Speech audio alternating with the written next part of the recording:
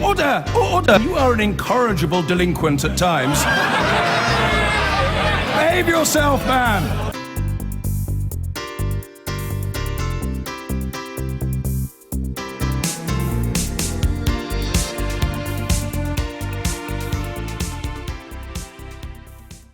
No let-up in the tensions between the SNP and Downing Street today over a second independence referendum.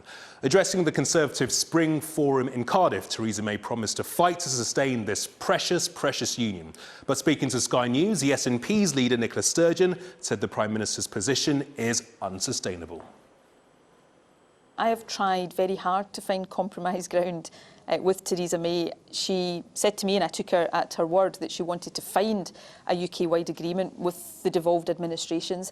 I published compromise proposals that actually accepted that within the UK, Scotland would come out of the EU, but tried to build compromise around the single market. And those efforts at compromise have been completely rejected. Would you compromise on timescale? Look, I've put forward what I think is the right timescale. So let me try and be consensual about this. The Prime Minister and I apparently agree that now's not the right time for an independence referendum. I've set out when I think it would make sense, when the terms of Brexit are clear, but before it's too late for Scotland to choose a different path. If the Prime Minister doesn't agree with me that that's the right timescale, then instead of just simply saying, no, I'm not discussing it, tell me what you think the right timescale would be, and then let's have a discussion about it. That would seem to be a reasonable, grown-up way to do business. So you're up for a compromise? My experience of the Prime Minister thus far is that she's not one that is very easy to compromise with, but I'm a reasonable person. Nicola Sturgeon talking to Jason Fowler a bit earlier on. It's been an interesting week for the Prime Minister, hasn't it? Here's what she said a little bit earlier on. Our party believes heart and soul in our United Kingdom of Great Britain and Northern Ireland. The precious bond between four nations, England, Scotland, Wales and Northern Ireland. But that union is more than just a constitutional artefact.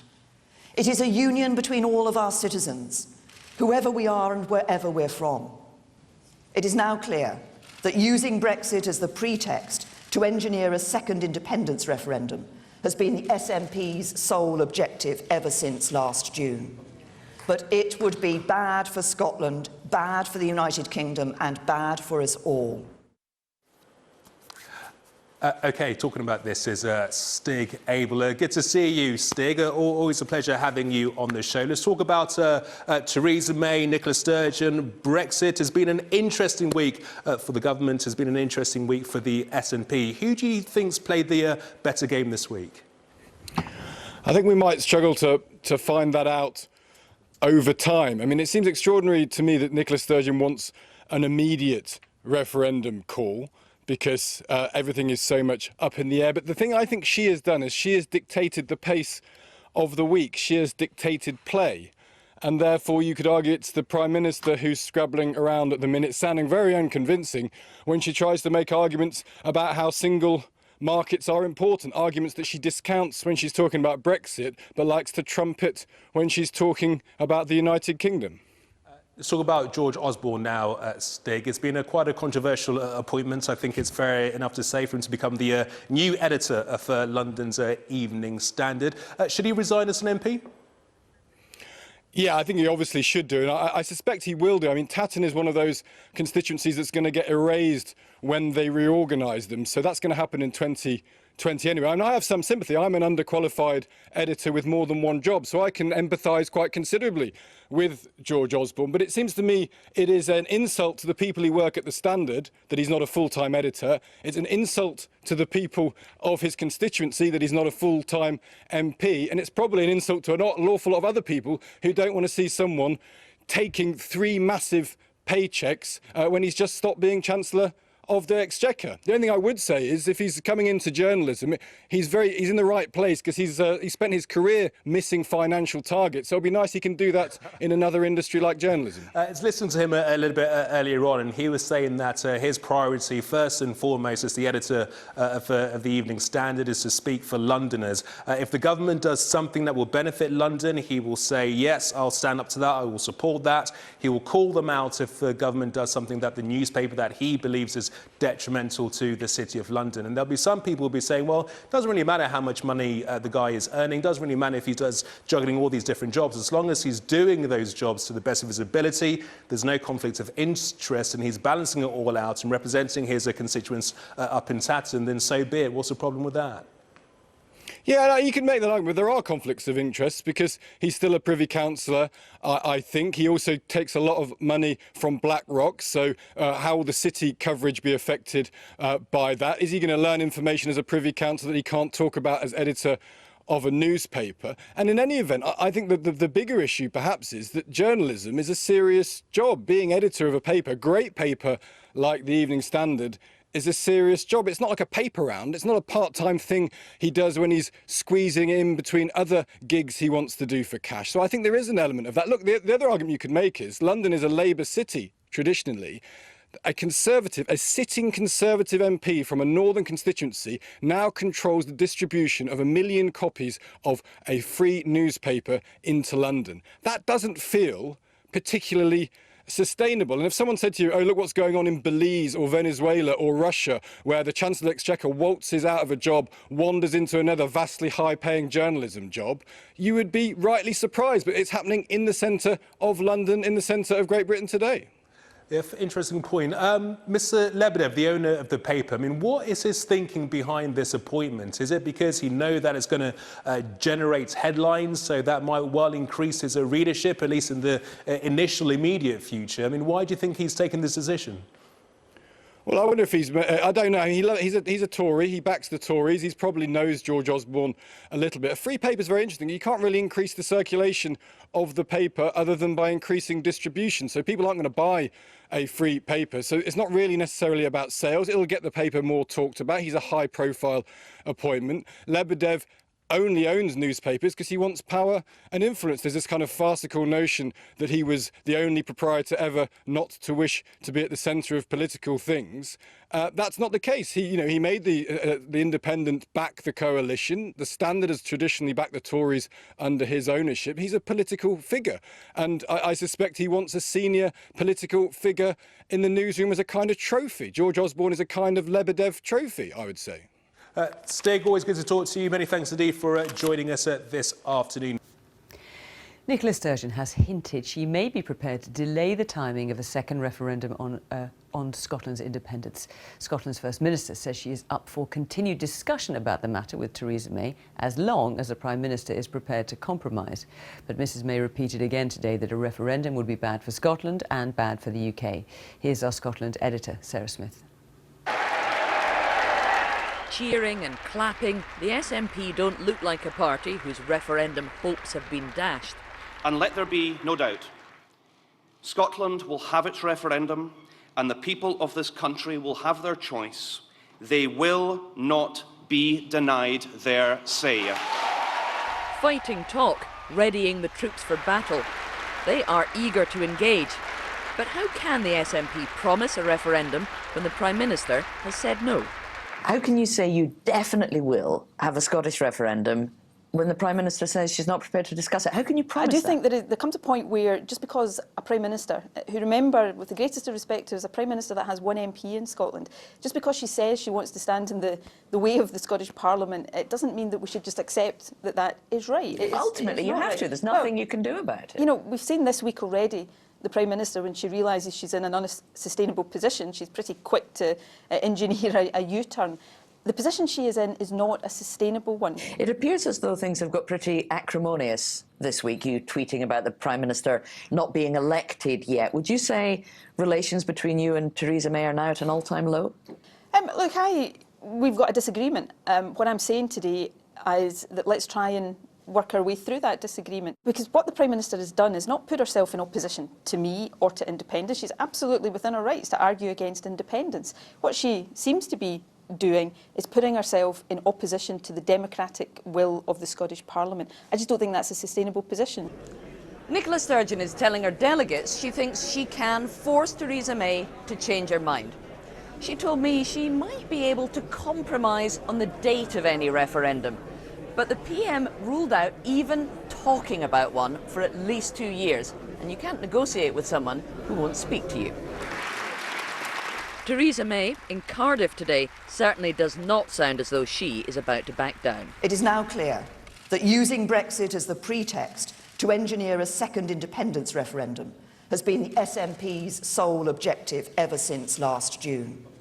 But it would be bad for Scotland, bad for the United Kingdom and bad for us all. What we're saying is that it's not a clever idea. In Scotland, there are plenty of people who don't want another referendum. Unionists protesting outside the SNP conference hope the UK government will not give in. Smile. Inside, activists believe they will get to vote again for an independent Scotland. Even though it is not a fight, they are guaranteed to win. Sarah Smith, BBC News, Aberdeen. Now, another independence vote will happen no matter what Westminster says, Scottish National Party leaders have been declaring, telling activists that no British Prime Minister should stand in the way of Scottish democracy. Theresa May today condemned the demand for a second referendum as divisive and obsessive nationalism. But Scotland's First Minister, Nicola Sturgeon, says she fears the Prime Minister will get a bad Brexit deal, and so Scotland must have a choice. From the SNP conference in Aberdeen, our political editor Gary Gibbon reports. Neither of them has blinked yet. Two political leaders still at loggerheads. Today, both were amongst their own at party gatherings, Theresa May in Cardiff and Nicola Sturgeon in Aberdeen. The SNP deputy leader accused Theresa May of lecturing Scotland.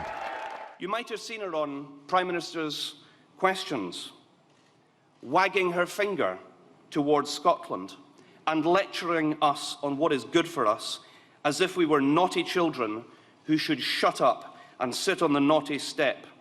And let there be no doubt, Scotland will have its referendum and the people of this country will have their choice. They will not be denied their say. Many of these members joined straight after the last referendum and think Nicola Sturgeon will call her own referendum without legal backing from London if Theresa May refuses to grant one.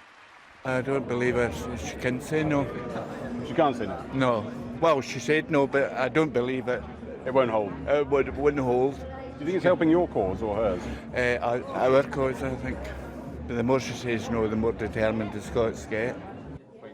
The leadership's being coy about whether it'll go for an unauthorised referendum, sticking with its demand for the genuine article in 2018 or early 2019. That would mean an independence referendum campaign running in parallel all the way through the Brexit negotiations. As the United Kingdom goes through the Brexit negotiations, do you feel any responsibility to help Theresa May in the negotiations, occasionally biting her tongue perhaps, occasionally rowing in behind her so that the country doesn't look too divided in front of the other 27? Yeah, and let me be very clear, and I appreciate this might be something that people, particularly elsewhere in the UK... Well, let me just try to answer your question.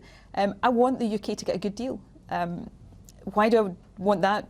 Firstly, a good deal for the UK is good for Scotland, or at least it's less bad for Scotland, and also I do care about what happens in the rest of the UK. To Theresa May, it looks like what you're doing is immensely destructive to her efforts. And I appreciate that. Massively undermining, helping the 27 think that we're divided. I am not trying to undermine Theresa May. I don't think she needs me to do that. There seems to be plenty on her own side that would want to do that.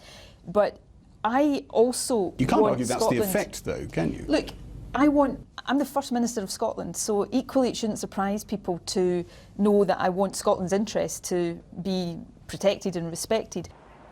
A pro-union campaign truck circled the conference site. Polling by the Scottish Tories suggests many Scots fear a referendum on Nicola Sturgeon's timetable could leave Scotland bobbing around in a dangerous world, out of the UK and the EU. Can you give a 100% cast iron guarantee to Scottish voters that if they go down your route, if they vote yes in a referendum within the dates you're talking about, Scotland stays inside the EU? You can't give that guarantee, can you? What I absolutely accept is that I have to give that clarity about the implications of independence before people make that choice. But with the greatest of respect, we haven't even had Article 50 triggered yet. So, the idea that I can give certainty and clarity about the future relationship with Europe at a time when we don't even have Article 50 triggered, but I absolutely accept that, we're not having a referendum. You could be in limbo. You could be in some sort of purgatory. I've done a lot of discussions with a lot of people across Europe. And many nobody's of them given you that informal. guarantee? Yeah, but I don't think I've spoken to anybody who thinks that if Scotland decided it wanted to stay in Europe, that Europe would be anything other than welcoming to that. We'd have a process. When? It could be years. Well, no, the idea that Europe would want to see Scotland outside for a long period of time, I just don't think is credible. The collapse in the oil price has hurt Aberdeen badly, and the SNP has been trying to fight back against claims it's too focused on independence and has squandered its years in office. We're in a conference which was meant to be all about getting on with the day job, and here you are, hey presto, talking about independence. I didn't choose to be in this position. I didn't. I campaigned for Remain in the EU referendum. Scotland voted to remain, the UK voted to leave. That's all water under the bridge. I didn't choose to be here, and we're here because of the Brexit vote. Some in Number 10 want to rule out a Scottish referendum for 4 more years at least. Nicola Sturgeon might settle for a date in 2020 or early 2021. But we are on day 5 of the standoff and no sign of talks, let alone agreement. Gary Gibbon, Channel 4 News, at the SNP conference in Aberdeen. Well, in Cardiff, there's been no sign of compromise from Theresa May, as she told Conservatives that a second Scottish referendum would be bad for us all. But behind the scenes, much of the chatter was about the election expenses scandal. Our political correspondent, Michael Crick, was there. Theresa May arrived today just after the leader of the SNP group at Westminster had accused her on the question of a referendum of being scared of the people's choice. Morning, Prime Minister. Are you running scared, Prime Minister? Prime Minister, you say... Mrs May proclaimed her party as the new centre ground against what she called the divisive and obsessive nationalisms of Plaid Cymru and especially the SNP. The SNP argue that we should break up the UK because we are leaving the EU. But 3 years ago, they campaigned for a result that would have taken Scotland out of the EU altogether. They're happy to see power rest in Brussels, but if those powers come back to London, they want them given to Edinburgh so they can try and give them back to Brussels. And she derided the SNP's stance on Europe as muddle on muddle. I will always ensure the voices and interests of England, Scotland, Wales and Northern Ireland are represented as we negotiate to leave the EU. And I will always fight to strengthen and sustain this precious, precious union. Tories from around the UK had gathered here at Glamorgan Cricket Ground after a difficult innings this week for the party. Not just over Scotland, but the national insurance U-turn and police moves and a record fine on election expenses. You worried you might end up having to face by-elections if those MPs get disqualified? Well, I hope not, but I think central office has messed things up. No, it's been blown up a lot because that's what the media do. I mean, the media's left-wing and they attack the Conservatives. I think it's deeply unfortunate. What do you mean by that? I wish that perhaps we had conducted ourselves differently in time past, and I'm sure that Theresa May will seek to ensure that that does not happen again. I think it's probably quite right that the Electoral Commission has gone to town and had a look at it, but I don't think it's just the Conservative Party that have been involved. I think the others have been as well. Everywhere we went, so did a party minder. Now, Mr. Jopp, are you our special press officer? You've been detailed to follow us everywhere. You can speak, can't you? Yes. But no party minder could stop the shock news that George Osborne is becoming editor of the London Evening Standard while remaining an MP. Some couldn't believe it. False news. I thought it was perhaps fake news. I don't believe it. No. And I can tell you why I was It is. What, you don't believe it? No. No, it's true. He's becoming editor of the Evening Standard and remaining an MP. All I can say is, in my view, he's screwed up as Chancellor, and he'll screw up in every other way job that he takes on. There are lots of MPs who do more than being an MP, and obviously he's an incredibly intelligent man and capable, so who knows? Having sacked Osborne as a minister, it's hard to believe Mrs May will look forward to his editorials. Michael Crick, Channel 4 News, Cardiff.